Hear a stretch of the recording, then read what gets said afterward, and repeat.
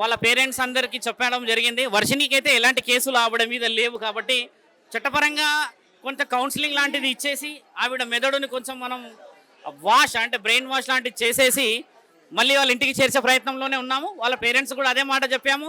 ఇప్పుడు పోలీస్ అధికారులు కూడా అదే చేస్తారనేది. కాకపోతే వేడివేడిగా ఉండడం చేత కొంచెం జాగ్రత్తలు పడాల్సిన అవసరం ఉన్నది.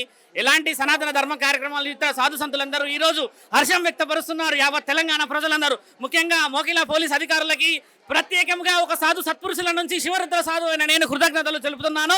మీడియా సోదరులందరికీ కృతజ్ఞతలు తెలుపుతున్నాను. ప్రతి ఒక్క పౌరుడికి ప్రత్యేకమైన అభినందనలు చెప్పడం జరుగుతూ ఉంది. ఎందుకంటే ఇది చిన్న విషయం కాదు. లేకపోతే రేపటి రోజు ఆడపిల్లల పరిస్థితులు ఏమయ్యేది?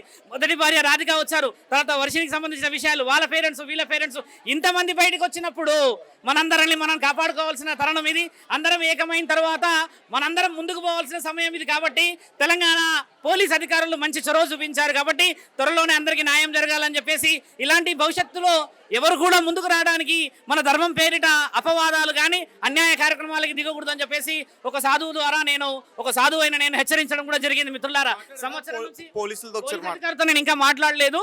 కొన్ని అక్షరాలు తేడా, ఎందుకంటే ఇప్పుడు ఆయన ఎక్కడున్నాడు ఏంది ఇవన్నీ కొన్ని రిలీవ్ చేయకపోవడానికి గల కారణాలు కూడా ఉంటాయి. ఎందుకంటే పెద్ద ఎత్తున ప్రజలందరూ ఏమన్నా ఇబ్బందులు పెడవచ్చు, చాలా మంది మోసం చేసిన వాళ్ళని బయటికి రావచ్చు అనేది. శ్రీనివాసు క్షమాభిక్షణ అనేది చాలా ముఖ్యమైనది. కాబట్టి మిత్రులందరికీ చెప్పేది కూడా ఏంటంటే ఆచితూచి అడిగేయాల్సిన సమయం ఇది. హడావిడిగా నిర్ణయాలు తీసుకోకుండా కొంచెం తెలివితనం పోవాల్సిన సమయం అని చెప్పేసి చెప్తున్నాం స్వామి. నమస్కారం స్వామి. అంటే గురుగారు, అంటే ఒక విషయం చెప్పండి. లాస్ట్లో మీరు రాధిక అనే ఒక మహిళతో కూడా ఫైట్ చేస్తున్నారు కదా, అఘోరికి సంబంధించి ఒక కేసు అయింది కదా. ఖచ్చితంగా. అంటే ఆ అమ్మాయికి పెళ్లి చేసుకున్నాడు జనవరి 1 రోజు.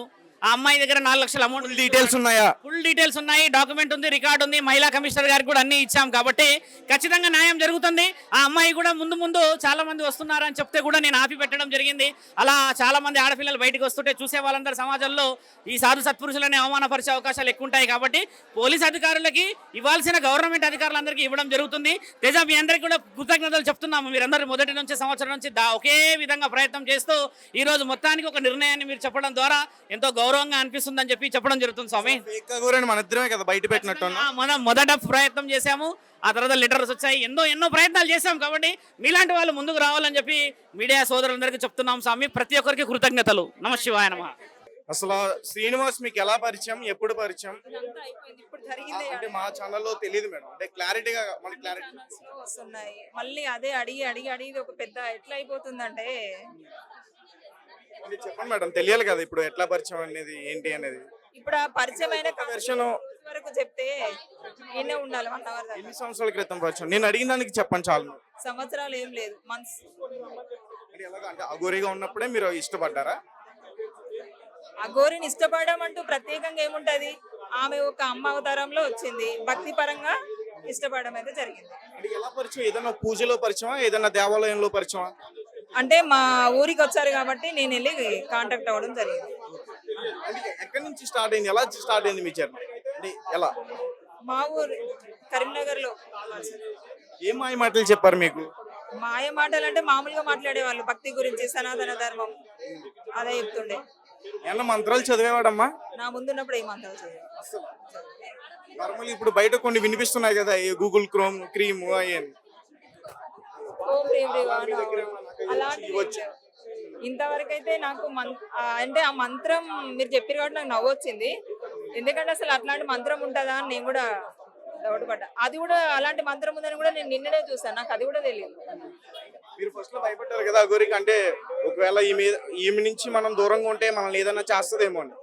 భయపడడం అంటే తను ఎట్లా అంటే చెప్పిన మాట వినకపోతే నేను ఇది చేస్తా అది చేస్తా, మంత్రాలు వస్తాయి, తన దగ్గర కత్తులు ఉంటాయి, తల్వార్లు ఉంటాయి, గన్స్ ఉంటాయి, అలాంటి ఇప్పుడు చెప్తున్నారు కదా నెఫన్స్ గన్స్ ఏమో చెప్తున్నారు కదా, అలాంటివి ఉన్నాయి అని చెప్తుండే. సో ఆ పరంగా నేనేం బయటకు రాలేదు. ఇక తర్వాత మా మామయ్య అన్నయ్య వాళ్ళే బాగా ధైర్యం చెప్పేసి. ఇద్దరు కలిసి సహజీవనం చేశారా కొన్ని రోజుల పాటు? సహజీవనం అంటే కలిసి ఉన్నారా అని అడుగుతున్నా. కలిసి ఉన్నారా అంటే వచ్చినప్పుడు కలవడమే, వచ్చినప్పుడు కలుస్తుంది, మాట్లాడుతుంది, అంతే, వెళ్ళిపోతుంది. ఇప్పుడు పెళ్లి అయిందని చెప్తున్నారు కదమ్మా, మీకేమైనా తాళి కట్టారా? ఇప్పుడు వర్షినికి ఒక తాళి కట్టిన వీడియో బయటకు వచ్చింది కదా, ఆ రకంగా మీకు తాళి కట్టి పెళ్లి ఆడారు ఆయన? ఇప్పుడు తాళి అంటే కట్టింది, అది బలవంతంగా నాకు ఇష్టం లేకుండా కట్టింది. కానీ ఆ ఫోటోస్ తన దగ్గరే ఉన్నాయి, పంపించమంటే పంపించట్లేదు. లేవు, డిలీట్ చేసినా అని అబద్ధం చెప్తుంది. దానికి సాక్ష్యం మా అన్నయ్య ముందు అడిగిపించాను. మొత్తానికి మిమ్మల్ని అయితే భయపెట్టి గుప్పెట్లో పెట్టుకుంది కొన్ని రోజులు. పెట్టుకుంది. మీరు మీ ఫ్యామిలీ మెంబర్స్ కూడా భయపడ్డారు.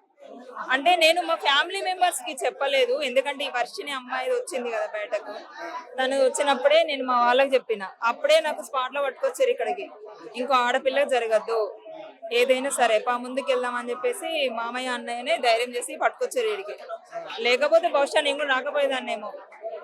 కానీ ఇంకా తన కాదులో చాలా మంది అమ్మాయిలు ఉన్నారని చెప్పేసి నాకు నిన్ననే తెలిసింది. ఇప్పుడు ఎందుకు వచ్చారు బయటికి ధైర్యం చేసి? అంటే మంత్రాలు ఆమె అసలు అఘోరియే కాదని తెలుస్తుందా మీకు? తను ఏం చేయలేదు అసలు, నిజం చెప్పాను తను ఫేక్ అని మాకు కూడా తెలిసింది. తనకి ఏ మంత్రాలు వస్తాయి? ఒకవేళ మంత్రాలే వచ్చాయి అనుకో, ఇలా జరుగుతుంది. ఇంత జనాభా తన కోసం ఇదంతా జరుగుతుందా? ఇలాంటిది జరగకుండా ఏ మాయను మంత్రమో చేసుకొని ఉండొచ్చు కదా. మిమ్మల్ని నా ప్రశ్న ఇబ్బంది పెట్టొచ్చు, దయచేసి క్షమించండి ముందుగానే. అంటే ఇప్పుడు ఆమె ఒక స్త్రీ రూపంలో కనిపిస్తుంది, ఆమె స్త్రీ కాదు అని చెప్తున్నారు, కానీ మీరు కూడా ఒక స్త్రీ. మరి ఒక స్త్రీని మీరు పెళ్లి ఆడాలి, ఇద్దరం కలిసి ఉండాలని మీకు ఎలా అనిపించింది? అంటే ఆమె మాయ మాటలు చెప్పుండొచ్చు, మీకు ఎలా అనిపించింది? మీ మనస్సాక్షిగానే ఉండాలి కదా. నాకు అనిపించలేదు. నాకు మీరే ఆలోచించండి, ఇద్దరు స్త్రీలు పెళ్లి చేసుకోవడం అనేది ఇంకా అది మన చట్టంలో ఉంది, కానీ తీర్మానం అనేది రాలేదు, అది పెండింగ్ లో ఉంది ప్రాసెస్. అలాంటిది ఒక ట్రాన్స్జెండర్, ఈ రోజుల్లో ట్రాన్స్జెండర్ ఇంకో అబ్బాయిని పెళ్లి చేసుకుంటున్నారు, కానీ ఇంకో అమ్మాయిని పెళ్లి చేసుకోవడం ఎక్కడైనా చూసారా? చూడలేదు. ఇప్పుడు మీరు నేను ఉన్నారన్నా, మీరు కాదు, ఈ అమ్మాయి ఉంది, ఈ అమ్మాయి నేను ఉన్నాము, ఇలా మాట్లాడుకోక ఇలా ఒకటి వేసింది ఆమె, అలాగే ఉండిపోయింది. దాన్ని ఏమంటారు? మీ మెడలో కూడా అలా వేసింది. అలా ఒక ఏంటిది రెండు రుద్రాక్ష మాలలు, ఒకటి పసుపు తాడు ఆమె మెడలో ఉంటది. మీరు అన్నట్టుగానే అలా వేస్తుంటే మరి దాన్ని ఎందుకు మీరు పెళ్లిగా భావించారు? నాలాగా చాలా మందికి కట్టింది తను, కట్టింది. అది కూడా ఇప్పుడు బయట మాత్రం మీరు ఫస్ట్ వైఫ్ అని మాట్లాడుకుంటున్నారు కదా, మీరు దానికి ఓకే చెప్తారా? అది ఫస్ట్ వైఫ్ అనడం కంటే రాక్షస వివాహం అని చెప్పొచ్చు. వివాహాలలో 7 రకాలు ఉంటాయి నాకు తెలిసి, ఇదొక టైప్, ఇది రాక్షస వివాహం. ఇంకొక 8వ వింత అనేది మొన్న వర్షిని పెళ్లిలో చూసాను, దాన్ని కూడా 8వ రకంగా కూడా మీరు దాంట్లో జమ చేసుకోండి, అది అసూయ వివాహం కిందికి వస్తుంది. ఎందుకంటే నేను సివిల్ చేసిన తర్వాత చేసుకోవడం ఏంటి చెప్పండి? ఆమె అప్పటి వరకు ఒక తల్లి అన్నారు, గురు శిష్యులు అన్నారు, రకరకాల బంధాలు చెప్పి పెళ్లి చేసుకోవడం ఏంది? మీరు ఏమని పిలిచేవారమ్మా? అఘోరి అని పిలిచేవారా, అమ్మ అని పిలిచేవారా, తల్లి అని పిలిచేవారా, లేకపోతే శ్రీనివాస్ అని పిలిచేవారా? స్వామీజీ. ఫస్ట్ తను నాకు ట్రాన్స్జెండర్ నెలకు ముందే స్వామీజీ అని పిలిచాను, తర్వాత ఇక తెలిసింది కాబట్టి అలాగే పిలుచుకుంటారు. మెడలో తాళి కట్టినప్పుడు కూడా మీకు తెలియదమ్మా మీరు ట్రాన్స్జెండర్ అని? ఏంటండి? మీ మెడలో తాళి కట్టినప్పుడు కూడా మీకు తెలియదా అమ్మ ఒక ట్రాన్స్జెండర్ అని? తర్వాత తెలిసింది అంటున్నాను నేను, తర్వాత నాకు తెలిసింది. స్టార్టింగ్ లో తెలీదు, తెలియక స్వామీజీ అని పిలిచాము అంటున్నా. తర్వాత అమ్మ రూపం అని తెలిసిన తర్వాత కూడా మేము అలాగే కంటిన్యూగానే పిలుచుకోవడం జరిగింది. వెల్కమ్ టు రెడ్ టీవీ, నేను మీ తేజ. మొత్తానికి అఘోరిని అరెస్ట్ చేశారు. మరి అఘోరి పైన ఏ సెక్షన్స్ కింద కేసులు నమోదు చేసి అతన్ని అదుపులోకి తీసుకున్నారు, ఈ పూర్తి విషయాలన్నీ కూడా మనతో పాటు డిస్కస్ చేయడానికి ప్రముఖ అడ్వకేట్ అసాద్ గారు ఉన్నారు. ఒకసారి ఆయనతో మాట్లాడే ప్రయత్నం చేద్దాం. సార్ నమస్తే అండి. నమస్తే తమ్ముడు, బాగున్నావా? అఘోరిని అయితే మొత్తానికి అరెస్ట్ చేయించారు. సో ఏంటి ఎలాంటి సెక్షన్స్ తనపైన నమోదైనాయి, ఎన్ని రోజుల వరకు కూడా తనకి జైలు శిక్ష పడే అవకాశం ఉంది? అంటే ఇప్పటి వరకు ఏంటంటే మన మోకిల ఎఫ్ఐఆర్ సంబంధించిన అదే నమోదు, అదే చీటింగ్ కేసు, అదన్నా వ్యవస్థిత నేరాలు ఇవన్నీ చూస్తాం మనం. సో దాని ప్రకారంగా ఇప్పుడు అరెస్ట్ చేయడం జరిగింది. సో ఇంకా ఫర్దర్గా ఏం జరిగింది చూడాలి. అక్కడ మా జూనియర్స్ ఉన్నారు, వాళ్ళు చూస్తున్నారు, నాకు ఫర్దర్గా ఇస్తారు. నేను ఇక్కడ ఉండిపోయాను, వీలైతే అక్కడికి వెళ్తాం, మేము కూడా కోర్టు దగ్గరికి వెళ్తాము. సో ఏదైనా 7 years తర్వాత ఇక్కడ వ్యవస్థీకృత నేరాలుగా మనం పరిగణించాలి. ఇది ఒక్కరిది కాదు కదా సమస్య ఒక్కరు కాదు కదా తమ్ముడు, ఇప్పుడు మొత్తం అందరి సమస్య. ఎంతో మంది బాధితులు ముందుకు వస్తూ ఉన్నారు, చాలా మంది ఇప్పుడిప్పుడే మేడంకి మన రాధిక గారికి టచ్లోకి వస్తూ ఉన్నారు. సో వారందరూ వచ్చిన తర్వాత నెక్స్ట్ అన్ని ఎవిడెన్స్ కూడా గ్యాదర్ చేసి నేను మళ్ళీ మీకు ప్రెస్ మీట్ పెడతాను, వస్తాను మీ ఛానల్కి వస్తాను. మా గురుగారు ఉన్నారు అక్కడ. ఇప్పటి వరకు చీటింగ్ కేసుకు సంబంధించే పోలీసులు అదుపులోకి తీసుకున్నారు. లేదు, ఒక చీటింగ్ కేసు అనేది ఒక స్టార్టింగ్ ఎఫ్ఐఆర్ నమోదు అవుతుంది కాబట్టి అక్కడి నుంచి వచ్చింది ఇన్ఫర్మేషన్, అంతే కదా. నెక్స్ట్ ఇప్పుడు ఎఫ్ఐఆర్ కూడా నమోదు చేపిస్తున్నాము. ఎవరైతే బాధితులు ఉన్నారో అన్ని చోట్ల కూడా ఎంక్వైరీ వెళ్తారు. ప్రజెంట్ 318 తర్వాత మోరెస్ట్ ఆఫ్ ఉమెన్, ఇక అదే మీరు అడగకూడదు, లైంగికంగా సంబంధించింది. అది కొంచెం ఏమనుకోమాకండి, మహిళలకు సంబంధించిన ప్రైవసీ మీరు అడగకూడదు, మీరు అర్థం చేసుకోండి అంతే. ఏముంది సార్, అందరికీ తెలియాలి, ఎందుకంటే ఆమె కూడా చాలా దారుణానికి పాల్పడుతుంది కాబట్టి మహిళలకు కూడా అవగాహన రావాలి కాబట్టి మీరు కూడా చెప్పండి. మహిళలకు అవగాహన రావాలి కాబట్టి నేను కాదనట్లేదు, కానీ కొన్ని కోర్టులో పెండింగ్ ఉన్నప్పుడు కొన్ని కోర్టులో ఉన్నప్పుడు అర్థమవుతుంది మీకు, కొన్ని కమిషన్ వారి దృష్టిలో ఉన్నప్పుడు కొన్ని చెప్పాల్సిన కొద్ది రోజులు నేను ఆపుతాను. ఎందుకంటే ఆ రోజు కూడా మీరు అడిగారు, నేను మా ఇంకొక అమ్మాయి వచ్చారు రెడ్ టీవీ నుంచి, ఆ రోజు కూడా నేను చెప్పాను 10 daysలో చాలా ఎవిడెన్స్ ఇచ్చాను. ఒక 2-3 రోజులు నాకు టైం ఇస్తే మిగతా ఎవిడెన్స్ కూడా నేను సబ్మిట్ చేస్తాను. బికాజ్ ఇప్పుడు అఘోరి బెయిల్ వచ్చే అవకాశం ఉందా ఈ కేసుల్లో? తెలియదండి, అది ఇంకా తెలియదుగా. అది వాళ్ళు డిఫెన్స్ అడ్వకేట్స్ ఉంటారు, వాళ్ళు మరి ఎవరో బెయిల్ వేస్తారో ఏంటో తెలియదు. నాకు తెలిసి మరి ఇలా అన్యాయం జరిగితే మరి ఎవరు ముందుకు వస్తారని చూడాలి, వెయిట్ అండ్ సీ. అది ఎందుకంటే అది మనకి లీగల్గా అనేది ఎలా వెళ్తుందో ముందు చూద్దాం. ఒక 2 days టైం ఉంది కదా, కంగారు ఎందుకు, ఈ రోజే కదా. సరే, అఘోరి గురించి చెప్పుకుంటుంటే తన వ్యవస్థలే తన వెనకాల ఉంటాయంటూ కూడా మాట్లాడుకుంటున్నారు. మరి అఘోరి వైపు నుంచి ఎవరైనా అడ్వకేట్ ని పెట్టుకునే అవకాశం ఉంటుంది అంటారు? అఘోరి ఒకటండి పెట్టుకునే రైట్ ఆయనకు లేదని నేను ఎట్లా అంటాను? భలేవాడివే, నిందితుడుకున్న కొన్ని హక్కులు ఉంటాయి, కాకపోతే ఆయనకి వ్యవస్థ ఉందా లేదని నాకెలా తెలుస్తుంది? మీరే ఇన్వెస్టిగేషన్ జర్నలిజం చేసి అలాంటి ఎవిడెన్స్ ఇస్తే మేము దాని మీద ముందుకెళ్తాం. కానీ ఇప్పుడు మాకు అది నాలెడ్జ్ లేదు కదా, ఎంతమంది ఉన్నారు ఏంటో తెలియదు. అఘోరిని ఎప్పుడు చూడలేదు, ఆయన ఎవరు కూడా తెలియదు. ఇప్పుడు ఈ రాధిక వీళ్ళంతా చెప్పిన దాన్ని బట్టి చూస్తే వాళ్ళు తెలిసి వీళ్ళు తెలిసి అని అంటారంట, మరి ఎలా పరిచయం ఉందో మాకు తెలియదు. రాధికకి కేవలం పెళ్లి మాత్రమేనా, లేకపోతే రాధికను కూడా ఏమైనా లైంగికంగా ఇబ్బంది పెట్టింది? ఇబ్బంది పెట్టి చెప్పాను నేను ఆల్రెడీ, మన దాంట్లో చెప్పాను.